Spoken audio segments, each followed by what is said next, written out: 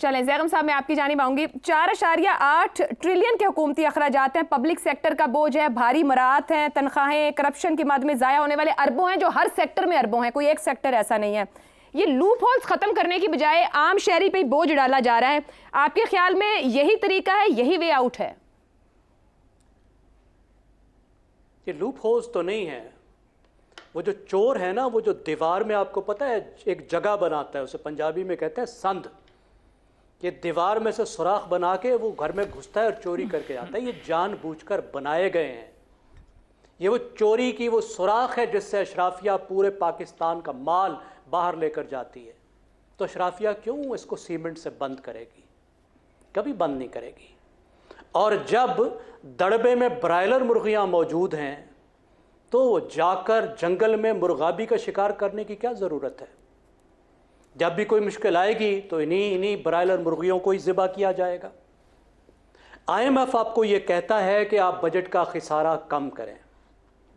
गुज़श्ता 9 महीने में 4000 अरब का खिसारा है और उसको पूरा इस तरह किया जा रहा है कि स्टेट बैंक नोट छापता है, वो नोट छाप के बैंकों को देता है, प्राइवेट बैंकों को, प्राइवेट बैंक से हुकूमत उधार लेती है और इससे वो इन्फ्लेशन का तूफान आता है, वो महंगाई का तूफान आता है, जिसको सबसे बड़ा टैक्स कहते हैं इकोनॉमिस्ट कि सबसे बड़ा टैक्स खुद महंगाई होती है, जिसको गरीब तरीन आदमी सफ़र कर रहा है। जो टैक्स टू GDP रेशो है पाकिस्तान का, वो 5 साल में 14% से कम होकर 9% हो गया है। इंडिया में 17% पे पहुंच गया। ये कह रहे थे इतना बढ़ाएंगे, मजीद कम हो गया। तनख्वाहदार 264 अरब रुपया दे रहे हैं। जो लाडले दुकानदार हैं, जिनकी हिमायत में इतने बड़ी तकरीर जो है अभी हमने सुनी, वो देते 11 अरब रुपया। क्या उन पर टैक्स नहीं बनता? कि हर दुकानदार गरीब हैं? आप ज़रा निकलिए, आपके साथ लिबर्टी की मार्केट है, पूछिए एक दुकान कितने की है। आपको 30 करोड़ में भी कोई लिबर्टी की आपको दुकान दे दे तो बड़ी बात होगी। किराया पूछिए, 5-5 लाख रुपए किराया। सेल पूछिए, एक दिन की 10-10 लाख की सेल है। लिबर्टी नजर आती है। कौन कहता है? मुझे बताइए, कौन कहता है कि आप छाबड़ी वाले को पूछें? आप छोटी तो आप कह रहे हैं ना 70% लिबर्टी पे लगा दें।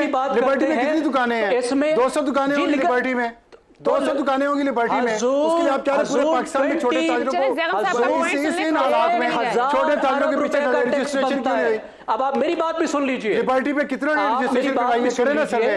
हमने एक लिबर्टी जैसी बहुत सी मार्केट है, हर शहर में एक लिबर्टी जैसी मार्केट है ना जी। आप आके आगे दुकानदारों, छोटे दुकानदारों के पीछे पड़ जाते हैं। बात पॉइंट तो सुन लेना, फिर रिस्पॉन्ड कर दीजिएगा। अफसार साहब, जिम्मेदारी तो देनी है ना। लिबर्टी के पीछे आप करने नहीं देती रिस्पॉन्ड, आप रिस्पॉन्ड करने नहीं देती।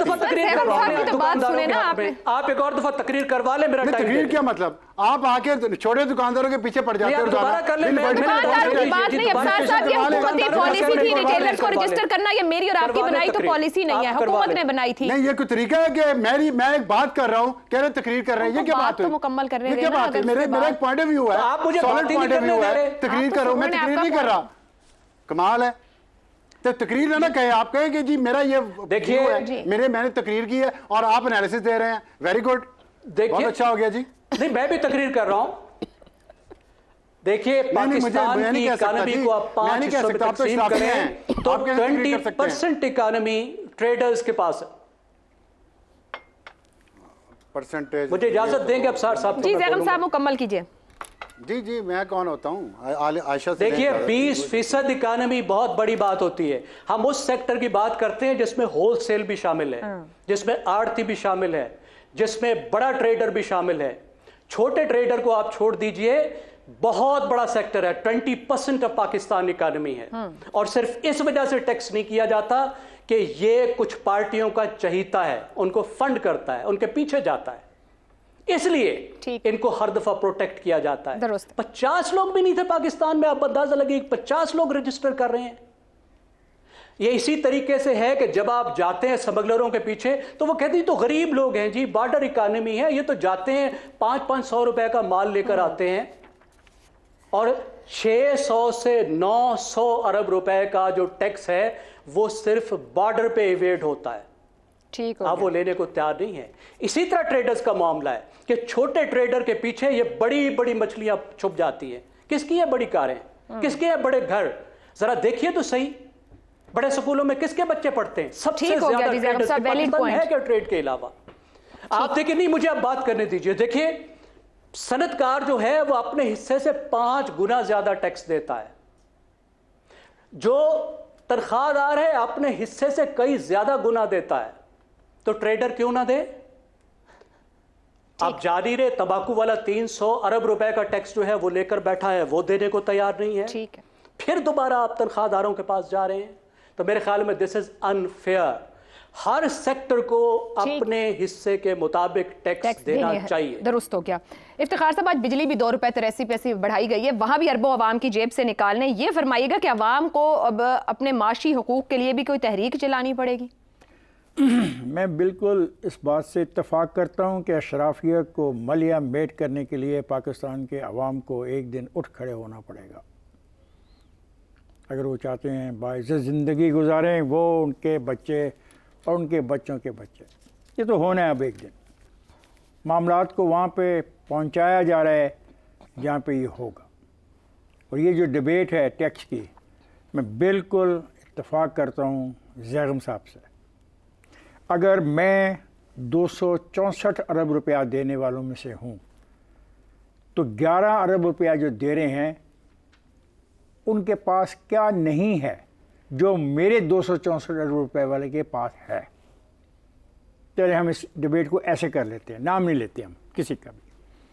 पाकिस्तान में क्या बुनियाद क्या एक आदमी की सालाना इनकम कितनी हो तो उसको टैक्स लगता है? जैगम साहब, आप मेरी मदद करेंगे इसमें?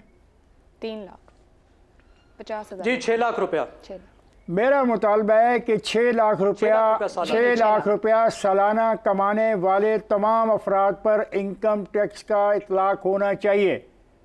जिन पे नहीं है उनको टैक्स नेट में लाया जाए, और अगर रियासत उनको टैक्स नेट में नहीं लाती तो रियासत फिर इस रास्ते को छोड़ दे।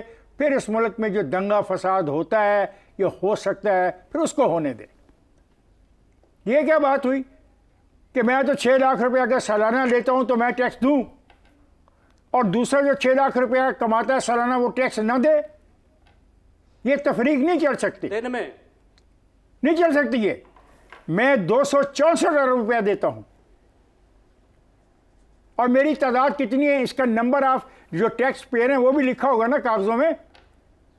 अगर मेरी डॉक्यूमेंटेशन हो सकती है तो जिनकी डॉक्यूमेंटेशन नहीं हो रही और रेजिस्टेंस की जा रही है उनकी डॉक्यूमेंटेशन क्यों ना हो? इफ्तिखार साहब, तो क्या फिर अवाम एतमाद करेगी निजाम पर कि जो रजिस्टर हो जाए उसकी जेब में हुकूमत सारे हाथ डाल दे? मैं ये कह रहा हूँ आयशा के जो लोग रजिस्टर नहीं हो रहे, मैं उनकी रजिस्ट्रेशन का मुतालबा कर रहा हूँ। और मैंने इसीलिए 6 लाख रुपए का जो फिगर है इनसे पूछा ताकि मैं कोई बहुत बड़ी फजूल गुफ्तगू ना कर जाऊँ।